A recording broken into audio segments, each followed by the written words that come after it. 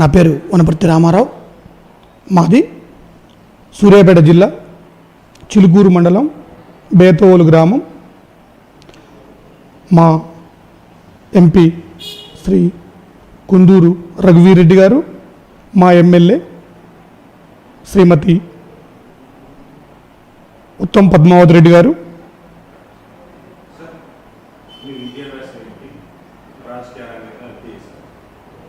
నేను government polytechnic మాసఫ్ బ్యాంకులో diploma mechanical ఇంజనీరింగ్లో చదువుకోవడం జరిగింది. తర్వాత నేను ఒక ప్రైవేట్ కంపెనీలో ఉద్యోగాలు చేసి తర్వాత చిన్న ఒక ఎస్ఎస్ఐ స్మాల్ స్కేల్ ఇండస్ట్రీస్ని నడిపించి తద్వారా ఇప్పుడు ఈ గత 10-15 సంవత్సరాల సంధి నేను బేతవోలులో కాంగ్రెస్ పార్టీలో ఒక 15 సంవత్సరాల సంధి బేతవోలులో కాంగ్రెస్ పార్టీలో క్రియాశీలకంగా కాంగ్రెస్ పార్టీ రాజకీయాల్లో నేను పాల్గొనడం జరుగుతుంది. అయితే ఇప్పుడు రాబోయేటువంటి స్థానిక సంస్థ ఎలక్షన్లో నేను సర్పంచ్ అభ్యర్థిగా పోటీ చేయాలని చెప్పేసి నిర్ణయించుకోవడం జరిగింది.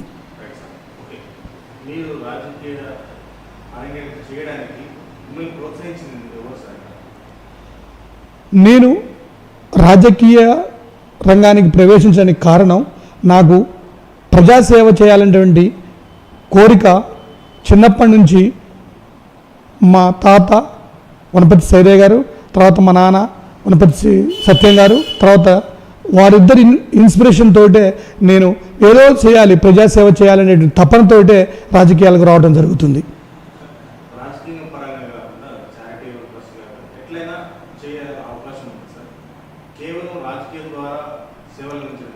లేదు, నాకు రాజకీయం ద్వారా రాజకీయంగా ప్రజాసేవ చేసుకుంటూ ఒక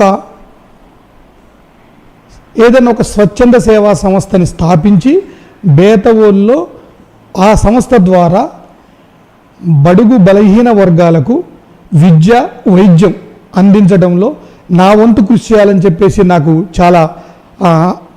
నేను చాలా అలా ఆ దిశగా అడుగులేయడం జరుగుతుంది.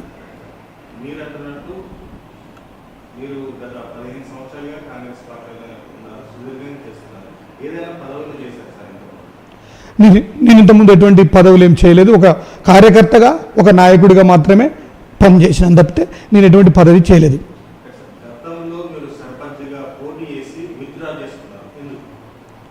సర్పంచ్గా నేను పోటీ చేసి విత్డ్రా చేసుకోలేదు. సర్పంచ్ కాదు, ఎంపీటీసీగా పోటీ చేయాలని చెప్పేసి అనుకున్నాను. ఆ రోజునటువంటి అధిష్టాన నిర్ణయం నాకున్నటువంటి వ్యక్తిగత నిర్ణయంతో ఆ రోజు నేను ఎంపీటీసీగా పోటీ చేయలేదని చెప్పి మీకు విన్నవించుకుంటున్నాను.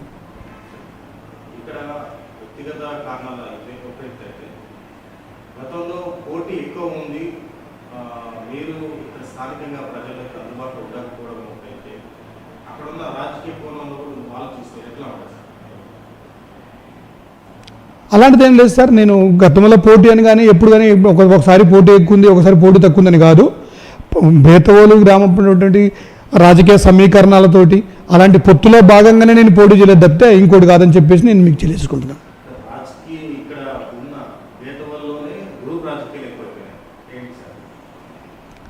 సరే, అది కాంగ్రెస్ పార్టీలో అయితే గ్రూప్ రాజకీయాలు అనేది బేతవోలు గ్రామంలో అయితే ఇంతకుముందు ఎప్పుడు లేదండి. సరే, ఇప్పుడు మాత్రం ఈ మధ్యకాలంలో మాత్రం కొంచెం నడుస్తున్నట్టే అనిపిస్తుంది నాకు కూడా.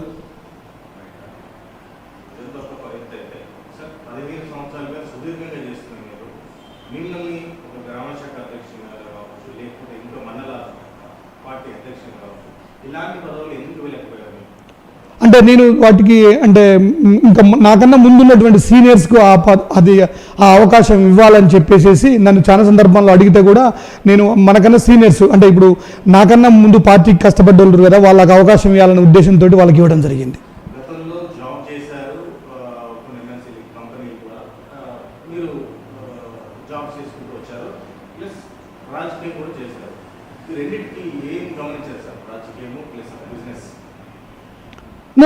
నేను అంటే బిజినెస్ అనేది అది మనం ఆర్థిక స్తోమతని పెంచుకోవడం కోసం, అంటే మనం ఆర్థికంగా మన భార్య పిల్లల్ని మనం పోషించుకోవడం కోసం చేసేటువంటి పని అది.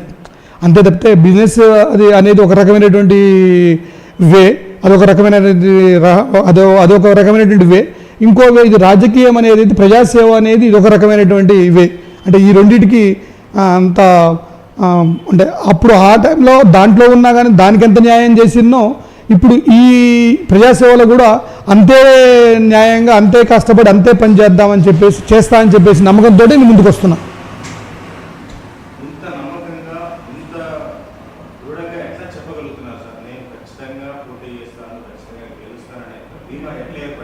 అంటే కాంగ్రెస్ పార్టీలో నేను మొదటి నుంచి పనిచేస్తున్నా కాబట్టి, కాంగ్రెస్ పార్టీలోనే నేను ఉన్నా కాబట్టి, మీరు అన్నట్టు ఇంతకుముందు ఏ పదవులు చేయకుండా కూడా ఆ పదవులు ఎవరైతే ఇంతకుముందు నాకన్నా సీనియర్స్ ఉన్నారో వాళ్ళకి అవకాశం ఇచ్చేటప్పుడు కూడా, వాళ్ళకి అవకాశం ఇచ్చేటప్పుడు కూడా నేను ముందున్నా కాబట్టి ఇప్పుడు ఈసారి గ్యారెంటీగా నాకు అవకాశం ఇస్తారు బేతవోలు గ్రామ ప్రజలని నమ్మకం తప్పితే అదే దృఢమైన నమ్మకం తప్పితే ఇంకోటి కాదని చెప్పేసి నేను మీకు ఈ సందర్భంగా చెప్పదలుచుకున్నా.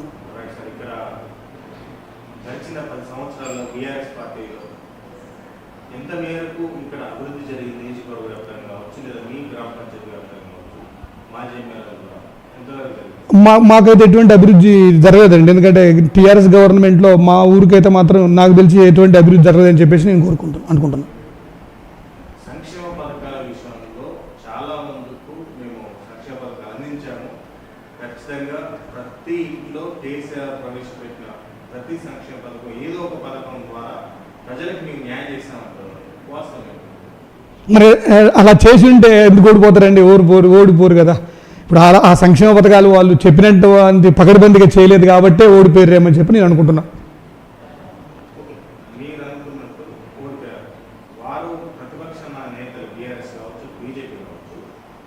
కేవలం ప్రజలు కాంగ్రెస్ పార్టీ ఏదైతే అమలుగానే హామీలు ఇవ్వడము, అత్యధికంగా బీఆర్ఎస్ పార్టీ కంటే ఎక్కువ హామీలు ఇవ్వడము, ఆశ చూపించి ప్రజల్ని మోసం చేసే కోణంలోనే అది గెలిచారు తప్పించి నిజంగా కాంగ్రెస్ పార్టీ మీద నమ్మకం లేదు.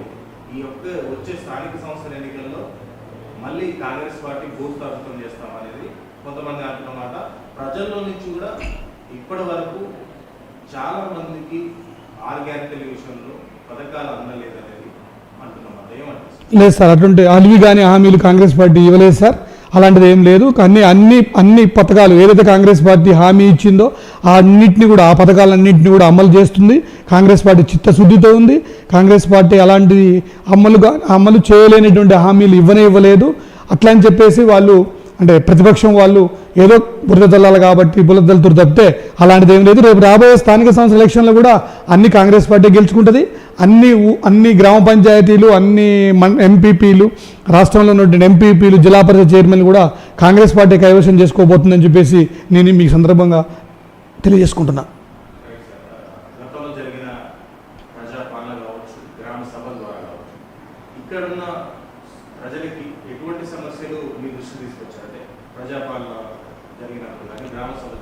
గత 10 సంవత్సరాల నుండి కొత్త రేషన్ కార్డులు ఇవ్వకపోవటం, తర్వాత యాడ్ చేయకపోవటం, ఇంటికి కొత్తగా కోడలు వస్తే ఆ కోడల పేరు యాడ్ చేయకపోవటం, అలాంటి చాలా విషయాలు ప్రజలు దృష్టి తీసుకోవడం జరిగింది.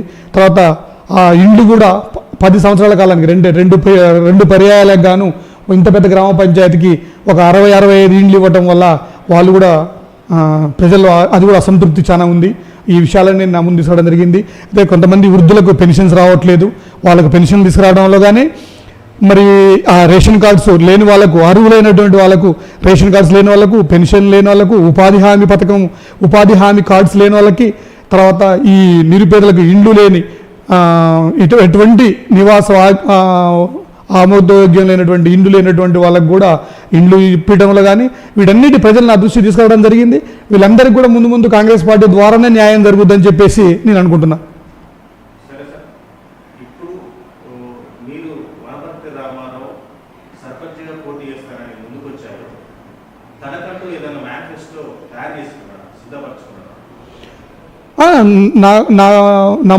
నా మధ్యలో ఆల్రెడీ కొన్ని విషయాలు ఎప్పుడు మెదులుతూనే ఉంటాయండి. కాకపోతే నేను ఆ నోటిఫికేషన్ రాగానే, నోటిఫికేషన్ ముందు రోజే, నోటిఫికేషన్ వచ్చినాక నేను దాని అంటే ఆ రోజు ఉన్నటువంటి దాన్ని బట్టి ఆల్రెడీ నా మధ్యలో అన్ని విషయాలు ఉన్నాయి. వాటన్నిటిని ఒక పేపర్ రూపంలో పెట్టి నేను ప్రజలకు ఇవ్వడం జరుగుతుంది. ఇంత పెద్ద పేదవులు గ్రామ పంచాయతీలో మీరు గమనించిన సమస్యలు, ప్రధాన సమస్యలు ఏంటి? బేతవోలు గ్రామంలో ప్రధానంగా ఉన్నటువంటి సమస్య చాలామంది వృద్ధులకు పెన్షన్స్ రావట్లేదు, చాలామంది అర్హులకు పెన్షన్ రావట్లేదు. దాని తర్వాత ఇక్కడ నిరుద్యోగ యువత కొంచెం పక్కదోవ పడుతున్నారు. నిరుద్యోగ యువత అంటే నిరుద్యోగ యువత అనొచ్చు, యువత కూడా కొంచెం పక్కదోవ పడుతున్నారు. సో వాళ్ళకు నా విన్నపం ఏంటంటే మీరు చాలా క్రమశిక్షణతో ఉండి ఉండడం వల్ల ఊరి ద్వారా మీ అమ్మ నాన్నకు అదేవిధంగా మీకు కూడా మంచి పేరు వస్తుందని చెప్పేసి యువతకు నేను ఒక సందేశం ఇవ్వదలుచుకున్నాను. చాలా స్పందన ఉందండి. ఇదొక చరిత్ర అండి. కాంగ్రెస్ ప్రభుత్వం ఒకప్పుడు ఉచిత విద్యుత్తును ఇచ్చింది. రాజశేఖర రెడ్డి గారు మొదటి సంతకం పెట్టి ఉచిత విద్యుత్ ఎలా ఇచ్చిండో కాంగ్రెస్ గవర్నమెంట్కి, అది కాంగ్రెస్ గవర్నమెంట్కి ఉచిత విద్యుత్ ఎలా పేటెంట్ అయిందో ఆ రోజున గౌరవ నందమూరి తారక రామారావు గారు స్టార్ట్ చేసినటువంటి ఈ బియ్యం పథకం అయితే ఏది ఉందో దాన్ని ఈరోజు అందరూ తినడానికి ఉపయోగపడే విధంగా లబ్ధిదారులు సంతోషంగా ఇంట్లో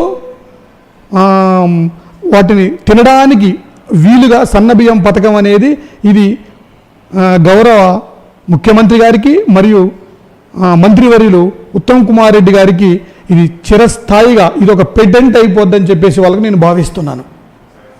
ఈ వర్గీకరణ విషయంలో అయితే కావచ్చు, లేకపోతే ఇటు బీసీ కావచ్చు, అటు కులగణన అంశాన్ని 2 సార్లు నిర్వహించడానికి కారణాలు ఏంటి సార్? అంటే 2 సార్లు అనేది కాదండి, ఒకటేసారి చేయడం జరిగింది. అయితే రెండోసారి కొంతమంది సమాజంలో ఉన్నటువంటి కొంతమంది వాళ్ళ కారణాలతోటి వాళ్ళు కొంతమంది ఇవ్వలేదు, వాళ్ళ డీటెయిల్స్ ఇవ్వలేదు. ఒక 5 to 6% వాళ్ళ డీటెయిల్స్ ఇవ్వలేదు. వాళ్ళందరూ కూడా మళ్ళీ రెండో విడత అవకాశం ఇచ్చినప్పుడు వాళ్ళ డీటెయిల్స్ వాళ్ళు స్వచ్ఛందంగా ఇవ్వడం జరిగింది. కాబట్టే ఇప్పుడు 42% బీసీలకు రిజర్వేషన్ అయితేంది, ఎస్సీ వర్గీకరణ అయితేంది.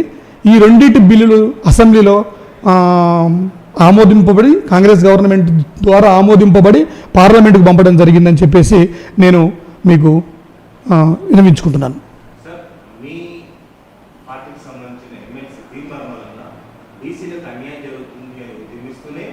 మీ పార్టీలో ఉంటూనే బీసీ రిజర్వేషన్ ఏదైతే పొందుపరిచారో అది చాలా బీసీలని అడగదొక్కే ప్రయత్నం చేస్తున్నారు, బీసీని తక్కువ స్థాయిలో చూస్తున్నారు, బీసీలకు అన్యాయం చేశారనేది ఇచ్చిన ఏదైతే పేపర్ని చెప్పేసి ఈ అంశాన్ని తెరమీదకి తెచ్చారు. ఎట్లా సస్పెండ్ కూడా అయ్యాడు?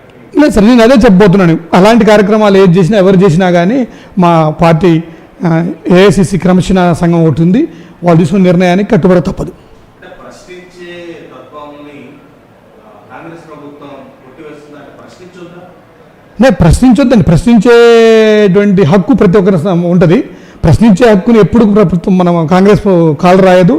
కాంగ్రెస్ అంటేనే ప్రజాస్వామ్యం ఎక్కువ. కాంగ్రెస్ పార్టీయే ప్రజాస్వామ్యాన్ని నిలబెట్టగలుగుతుంది. కాంగ్రెస్ పార్టీలోనే ప్రజాస్వామ్యం ఉంది. కాబట్టి మనం దాని గురించి మీకు ఆల్రెడీ అంటే ప్రశ్నించే వాళ్ళని ఎవరిని కూడా ఎంకరేజ్ చేసేటువంటిదే కాంగ్రెస్ పార్టీ. ప్రశ్నించాలి, ప్రశ్నించడం వల్లనే, ప్రశ్నల వల్లనే కదా సమాధానాలు దొరికేదని చెప్పి నేను అనుకుంటున్నాను.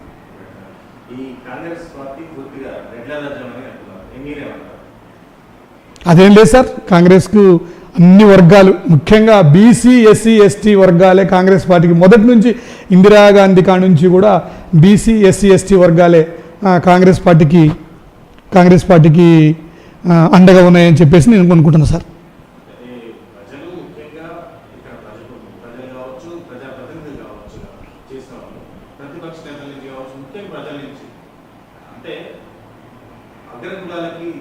కాంగ్రెస్ పార్టీలో అధిక ప్రాధాన్యత ఇస్తూనే మిగతా ఏదైతే బీసీ ఎస్సీ ఎస్టీ మైనార్టీలకి తక్కువ స్థానంలో ఇస్తున్నారు ఏంటి?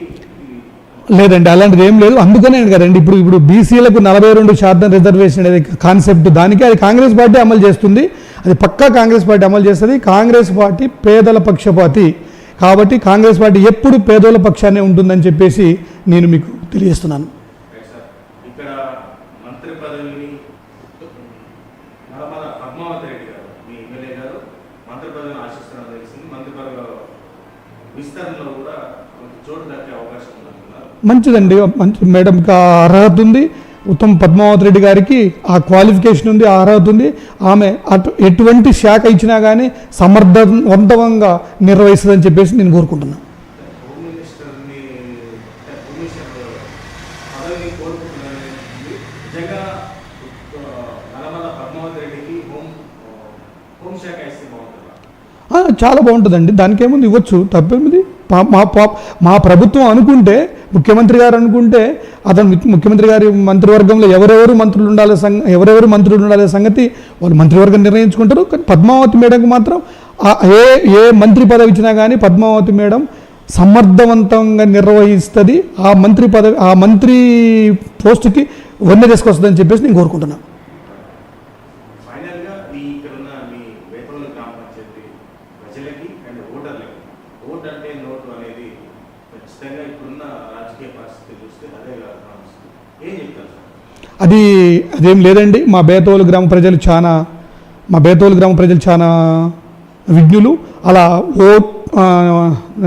డబ్బుకు ఓట్లు అమ్ముకునేటటువంటి మనస్తత్వం ఉన్నోళ్ళు కానే కాదు. అసలు అలాంటి మా ఊర్లోనే లేదని చెప్పేసి నేను ఈ సందర్భంగా మీకు తెలియజేస్తున్నాను.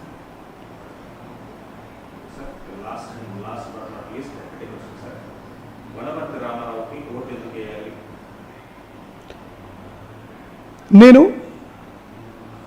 ప్రజాసేవ చేయాలని కోరికతో ఉన్నా కాబట్టి, అంటే ప్రజాసేవ చేయాలి అనేటువంటి ఒక తపనతో ఉన్నా కాబట్టి, ఆ ప్రజాసేవ చేయాలంటే